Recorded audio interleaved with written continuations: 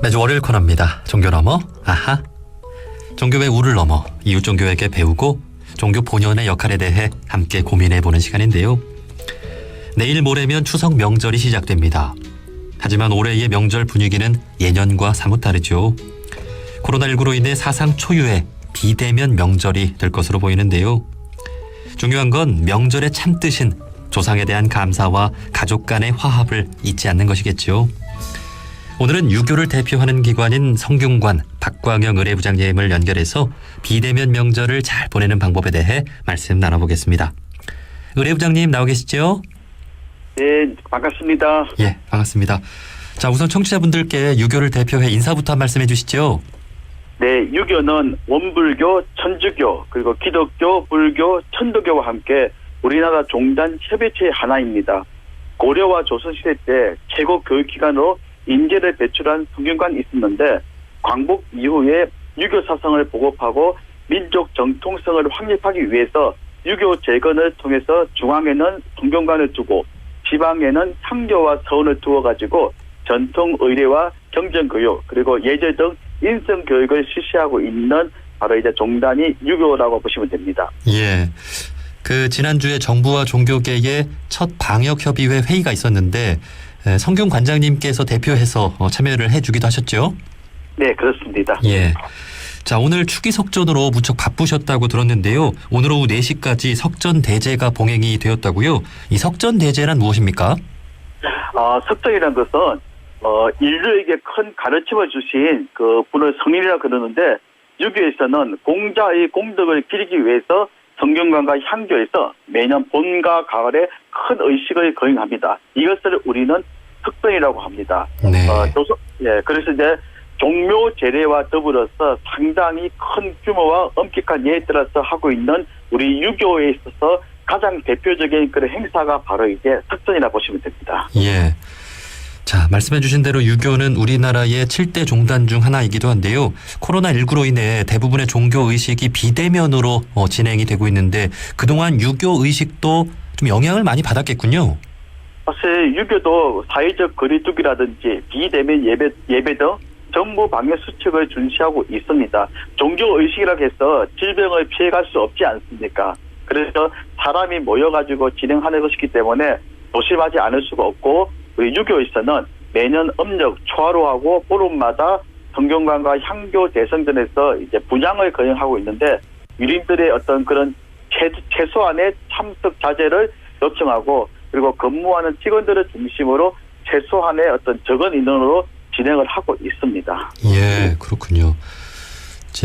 유교하면 떠오르는 그 기관이 성균관이고 또 향교와 서원인데 그 전국에 몇 곳이나 있습니까?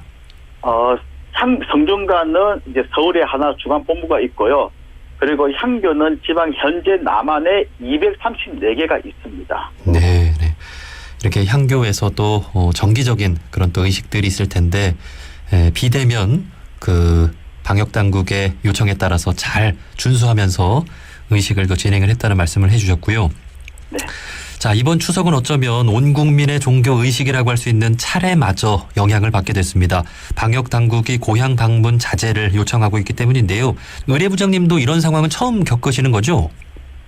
사실 저도 이제 성균관에 이제 근무한 지가 한 10년 남짓 되는데 이런 경우 좀 처음 있습니다. 그래서 처음이기 때문에 모두 다 당혹스럽고 그러나 당혹스럽다 하더라도 이런 상황을 빨리 우리가 직시해가지고 어떻게 하면 슬기롭게 극복할 수 있을까. 그런데 다 같이 이제 힘과 지혜를 갖다가 모아야 되지 않을까 생각합니다. 네. 오늘 석전대제도 봉행을 했다고 말씀하셨는데 그 유교의 행사들이 이렇게 머릿속으로 떠올려 보면 여러 사람들이 이렇게 예를 잘 갖추면서 많은 사람들이 이렇게 참여하는 그런 의식을 볼 수가 있는데 근무하시면서 이런 상황이 처음이라고 하셨잖아요. 좀 어떠셨습니까?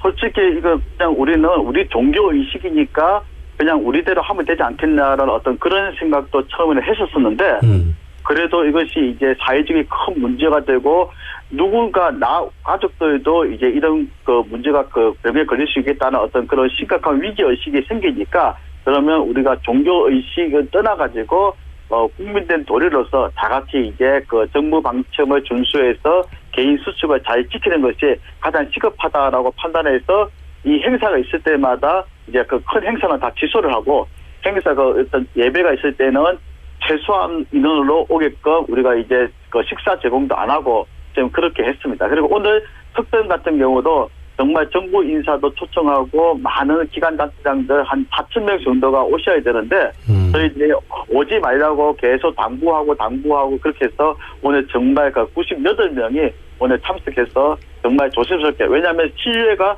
100명 이하로 제한되어 있기 때문에 저희들 인원이 많이 올까 걱정을 했는데 오히려 정말 적정 인원이 와가지고 좀 천만다행이 아니나 생각을 하고 있습니다. 네. 유교에서도 당연히 이제 아쉬운 마음은 있겠지만 이 방역 요청에 따라서 잘 이렇게 준수를 해주고 계시는군요.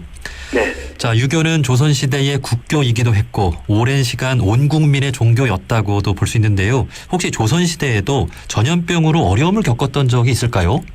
저도 사실 최근에 알게 된 내용인데 옛날에 우리 그 문헌을 보면 천년두라든지 그런 역병이 생기면 차례를 지내지 않았다는 그런 기록을 쉽게 몇 군데 찾아볼 수 있습니다. 예를 들면 초간일기라든지 계암일료 이런 일기체에 해당되는 어떤 그런 길에 보면 예를 들면 1609년도에 작성된 계암일록에는 이런 말이 있어요. 역병 때문에 간호 때 지내는 차례를 중단했다. 예. 그리고 이제 1978년도에 이제 하와일록 보면 추석 하루 전날에 천년두가 극성을 부려가지고 마을 사람들이 의논을 해서 올해는 추석 차례를 지내기로 않기로 결정했다라는 그런 기록이 있어요. 그래서 옛날에도 보면 어떤 그 역병은 정말 불가피한 사항이 되는데 이런 상황이 생기면 차례가 가장 중요하지만 그래도 안전을 위해 가지고 생략했다는 그런 그 기록을 우리가 쉽게 찾아볼 수가 있습니다. 예. 야, 그러니까 유교의 어르신들도 뭐 차례, 제사 이런 마땅한 그런 예법이 참으로 중요하지만 살아있는 사람의 건강과 안전이 더 중요하다는 것을 알고 그렇게 또 조치를 취한 게 아닌가 하는 생각이 듭니다. 아마 그 유교가 갖고 있는 장점 중에 하나가 현실을 직시하는 것이 바로 유교 사상의 근본이라고 보시면 됩니다. 네. 자, 그럼에도 어느 종교나 마찬가지겠습니다만 예배든 법회든 제때 드리지 않으면 마음에 걸려하는 분들이 있듯이 조상께 예를 올리지 않으면 마음에 좀 걸려하는 분들도 계실 것 같거든요. 이런 분들께는 좀 어떤 말씀 전해주고 싶으세요?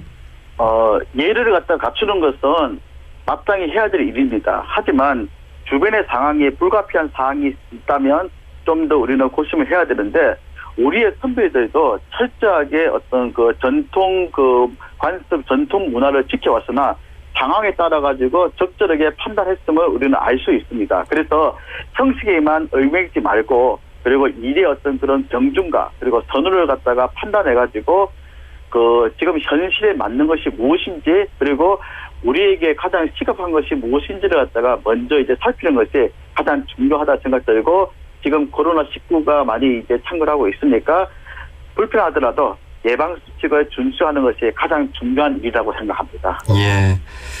자, 이럴 때일수록 종교의식의 본의를 생각하는 게 중요할 것 같은데요. 그렇다면 명절에 지내는 이 차례의 참 뜻은 무엇일까요?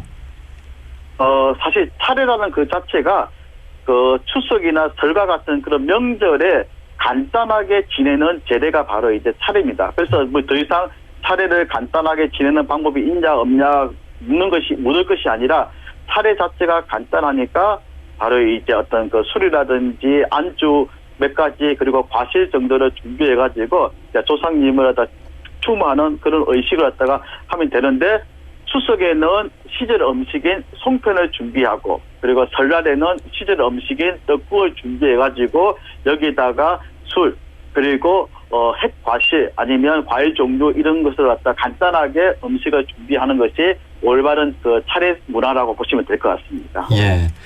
자, 이번 추석은 큰 집이라고 하는 종갓집에 모여서 많은 사람들이 모여서 차례를 지내기보다는 각 가정에서 이렇게 간소하게 지내게 될 것 같은데 좀 간소화된 차례 어떻게 지내면 좋겠다고 좀 조언을 주신다면요?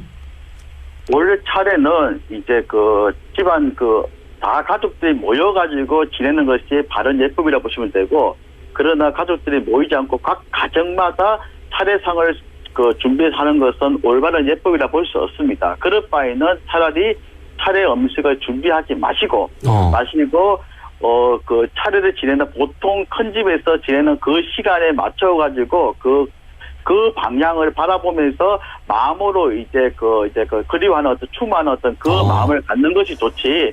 집에서 이제 그 차례상을 갖다가 못 가니까 준비한다는 것 때문에 오히려 이것은 아니하면 못하다 보시면 될 것 같습니다. 그래서 오히려 그럴 때는 이제 큰 집에 가지 못하니까 가족들이 모여가지고 추석 분위기 낼 겸 시절 음식인 송편도 한번 만들어 보고 그러면서 다 같이 이제 서로 이제 도란도란 앉아서 이야기 꽃을 피우면서 부모님을 그리워하면서 또 부모님께 전화도 드리고 이런 모습을 하는 것이 낫지. 바로 이제 그 각 가정마다 차례상을 준비한다는 것. 이거는 자칫하면 잘못된 예가 될 수 있으니까 그런 거는 좀 자제했으면 좋겠다 생각이 듭니다. 네. 자, 이렇게 성균관 의례부장님의 말씀을 들으면서 참 유교의 정신 또 유교의 예법도 시대에 맞게 이렇게 유연하게 적용을 할 수가 있구나 그런 생각이 드는데요. 이제 한편으로는 코로나19로 인해 우리의 아름다운 명절 문화마저 좀 잃어버리는 게 아닌가 하는 그런 우려의 시각도 있습니다. 이제 성균관에서는 그러한 정신과 전통 문화를 이어가기 위해 노력을 하고 있는데 이런 우려에 대한 생각은 좀 어떻습니까? 실제로 성균관은 유교 문화 개성 발전을 위해 가지고 이제 유림들과 그다음에 시민들을 대상으로 재래 교육을 실시하고 있습니다. 너무 형식화된 재래가 아니라 정말 지금 현실에 가장 시급한 어떤 그 재래를 갖다가 저희가 교육을 하고 있는데 중요한 것은 예의 본질이라는 것은 검수합이 있고 조화롭고 화합을 중소시하기 때문에 어떤 형식이라든지 그런 절차에만 얽매이지 말고 그 가족 구성원의 형편이라든지 그 주위 환경에 맞춰가지고 지내는 것이 좋다고 생각됩니다. 네. 이제 추석 명절을 앞두고 이제 성균 관장님께서도 이제 명절 인사를 좀 전해 주셨을 것 같은데 마지막으로 명절 잘 보내시라고 좀 한 말씀 해 주시겠습니까? 예. 살아계시는 부모님을 잘 섬기고 형제 자매들끼리 사이좋게 지내는 것을 우리는 효라고 합니다. 그래서 차례라는 것은 가족 구성원들이 모여가지고 정을 나누며 나를 존재하게 한 부모와 조상들에게 감사드리는 의식을 효를 실천하는 최선의 예이기 때문에 저는 중요한 것은 형식보다 정성이 중요합니다. 그래서 지금 고향에 가지 못한다 하더라도 항상 부모님과 그다음에 조상과 가족을 생각하는 그 마음을 가지고 남을 또 배려하는 어떤 그런 시민의 의식을 갖다가 우리가 발휘한다면 우리 사회는 좀 더 아름다운 사회가 될 것이라 기대하며 이게 바로 이제 추석에 갖고 있는 그 아름다운 문화가 아닐까 생각됩니다. 네. 최근 뉴스를 보니까 안동 지역에서도 이제 그 유교 정신을 좀 이어가는 종갓집들이 좀 비대면 이 명절에 맞는 그런 차례를 준비하고 있다 하는 소식도 들려서 그리고 이제 박광흥 의례부장님의 말씀을 들으면서 좀 고향에 가지 못하는 그 무거운 마음이 조금은 편안해지는 것 같기도 합니다. 네, 여기까지 말씀 듣겠습니다. 유교를 대표하는 기관 성균관 박광영 의례부장님이었습니다. 의례부장님 고맙습니다. 네, 감사합니다. 명절 잘 보내십시오. 네.